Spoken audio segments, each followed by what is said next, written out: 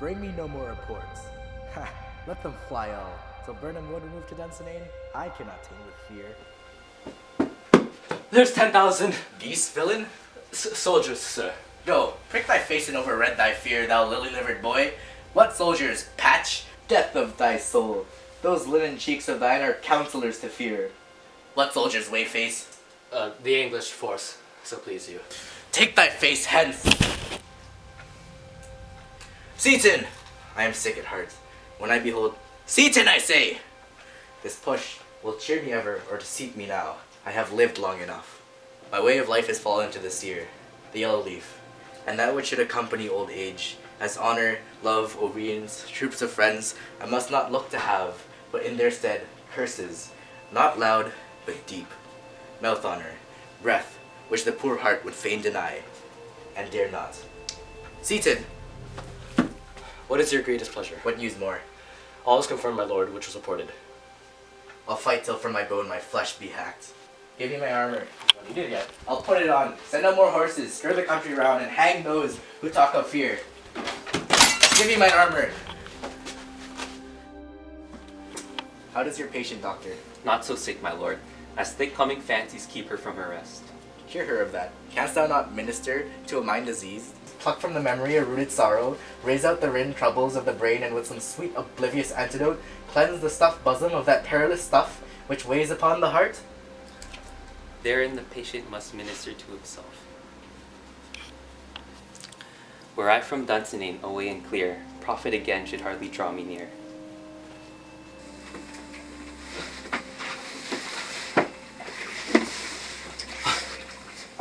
Seaton, you fool! Come! Seaton, dispatch.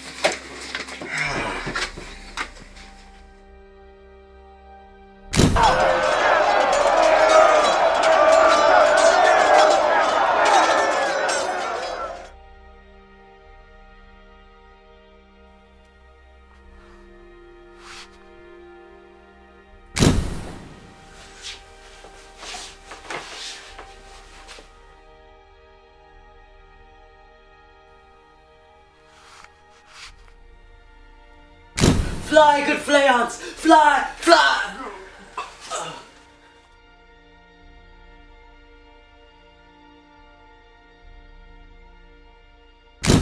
Beware, Macduff.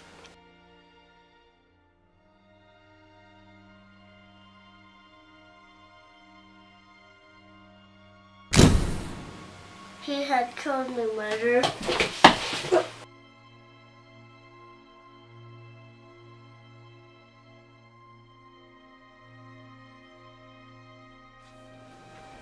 Hang out our banners on the castle walls. The cry is still, they come. Our castle's strength will laugh the siege to scorn. Here let them lie till famine and the ague eat them up. Were they not forced with those that should be ours, we might have met them dareful, beard to beard, and beat them backward home. What is that noise? It was the cry of woman, my lord. The queen, my lord, is dead. She should have died hereafter. There would have been a time for such a word. Tomorrow, and tomorrow, and tomorrow, creeps in this petty pace from day to day, to the last syllable of recorded time. And all our yesterdays have lighted fools the way to dusty death. Out, out, brief candle. Life's but a walking shadow, a poor player that struts and frets this hour upon the stage, and then is heard no more. It is a tale told by an idiot, full of sound and fury, signifying nothing.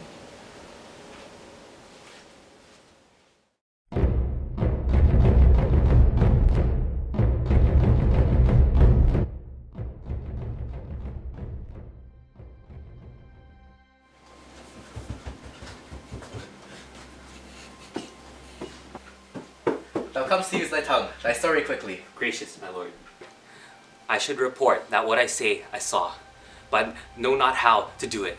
Well, say, sir, as I did stand my watch upon the hill, I looked toward Burnham, and anon, methought, the wood began to move. Liar and slave! Let me endure your wrath. If it be not so, within this 3 mile, may you see it coming. I say, a moving grove. If thou speakst false, upon the next tree thou shalt hang alive till famine cling thee. If thy speech be sooth, I care not if thou dost for me as much. I pull in resolution, and begin to doubt the equivocation of the fiend that lies like truth. Fear not till Burnham Wood comes Dunsinane, and now a wood comes toward Dunsinane. Arm and out, if this which he avouches does appear, there is nor flying hence nor tarrying here. Again to be weary of the sun, in which the estate of the world were here undone. Ring the alarm bell, blow wind, come rack, at least we'll die with harness on our back. We have met with foes that strike beside us. Enter, sir, the castle. They have tied me to a stake. I cannot fly, but bear-like I must fight the course. What's he that was not born of woman? Such a one am I to fear, or none. What is thy name? Thou'd be afraid to hear it. My name's Macbeth. The devil himself could not pronounce a title more hateful to mine ear. No, nor more fearful. Thou liest, abhorrent tyrant. With my sword, I'll prove the lie thou speakest.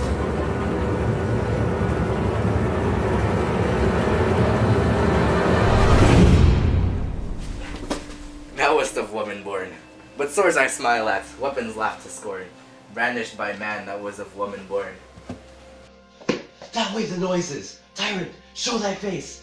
If thou be slain, and with no stroke of mine, my wife and children's ghost will haunt me still. I cannot strike at wretched currents, whose arms are hired to bear their staves.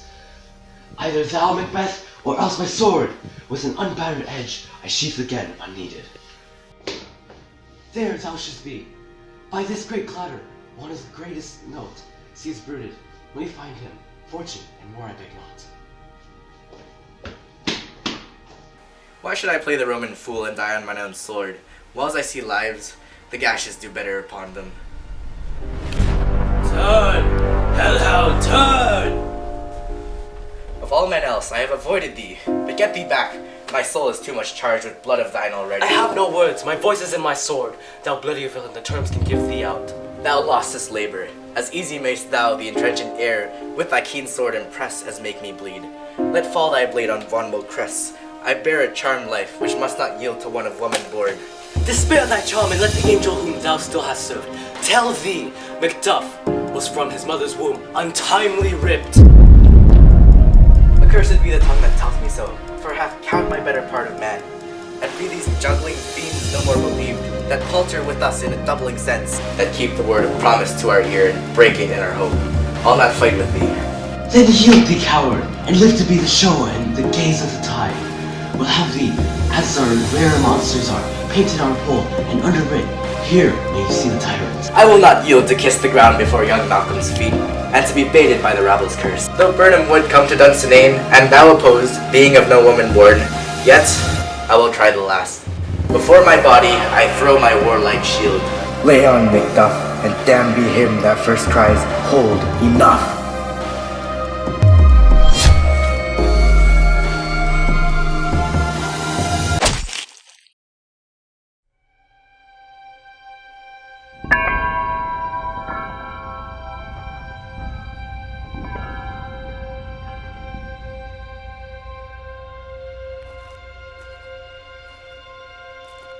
I would the friends we miss were safe arrived. Some must go off, and by these I see, so great a day as this is cheaply bought.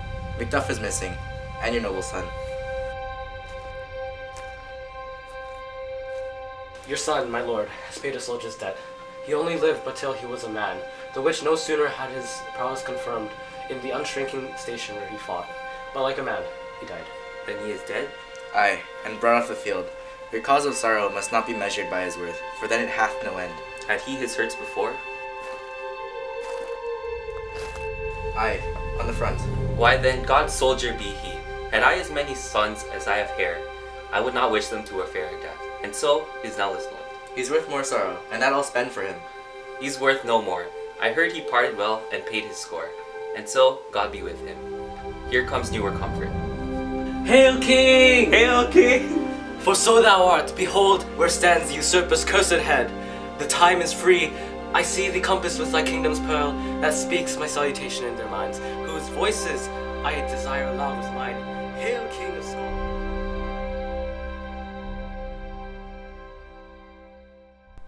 They met me in the day of success, and I have learned by the perfectest report they have more in them than mortal knowledge.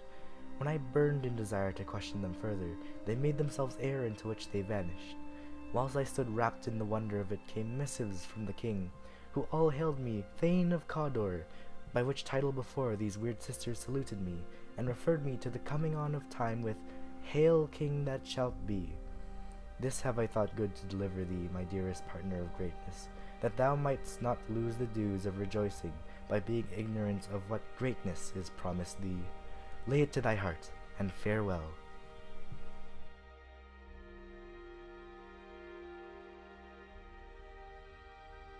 I have no spur to prick the sides of my intent, but only vaulting ambition which o'erleaps itself and falls on the other.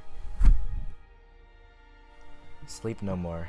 Macbeth does murder sleep, the innocent sleep, sleep that knits up the raveled sleeve of care, the death of each day's life, sore labor's bath, balm of hurt minds, great nature's second course, chief nourisher in life's feast. For mine own good, all causes shall give way. I am in blood stepped in so far that should I wade no more, returning were as tedious as go over. Why should I play the Roman fool and die on mine own sword? I remember now, I am in this earthly world, where to do harm is often laudable, to do good sometime accounted dangerous folly.